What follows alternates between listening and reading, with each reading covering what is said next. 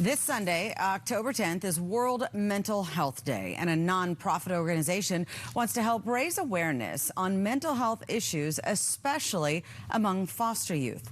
Join us now to talk more about this is the CEO of Promises2Kids, Tonya Torosian. Tonya, good to talk with you tonight. Yes, you as well. Thanks for having us on. Yeah, let's start with the work that Promises2Kids does. What exactly do you do? Yeah, so Promises2Kids supports foster children from the time they come into care all the way on through adulthood. And tell me about some of the numbers. Like, what are we looking at as far as mental health in foster kids?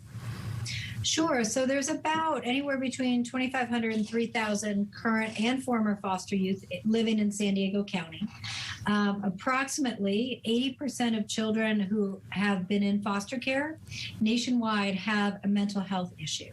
And that's compared to 18 to 22% of the general population.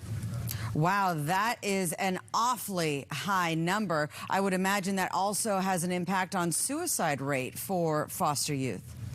Yes, just like anybody, obviously some of the most impactful issues of mental health are around depression, post-traumatic stress, and especially for our young people who are in foster care as a result of traumatic incidents, and sometimes multiple traumatic incidents.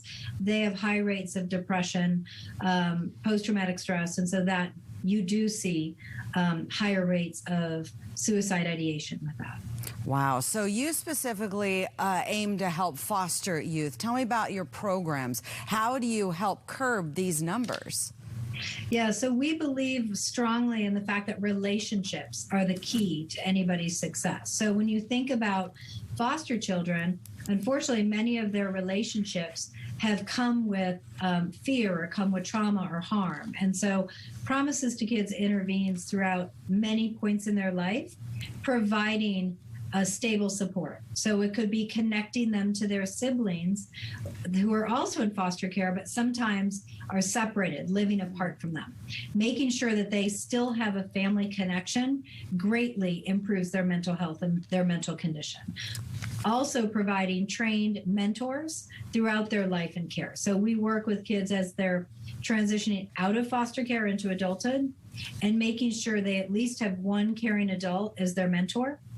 And then we also assign case managers who are there for them through kind of the thick and the thin, who are there to celebrate their success, but also be there to listen when they're having challenges. Wow, so many key elements to this. Really, it sounds like you're trying to create a stable foundation for these young people. You know, I have to find out about social media. It's everywhere, right? And it seems like it's got to be tough for young people especially. What are the impacts that you're finding social media has as far as mental health on young people?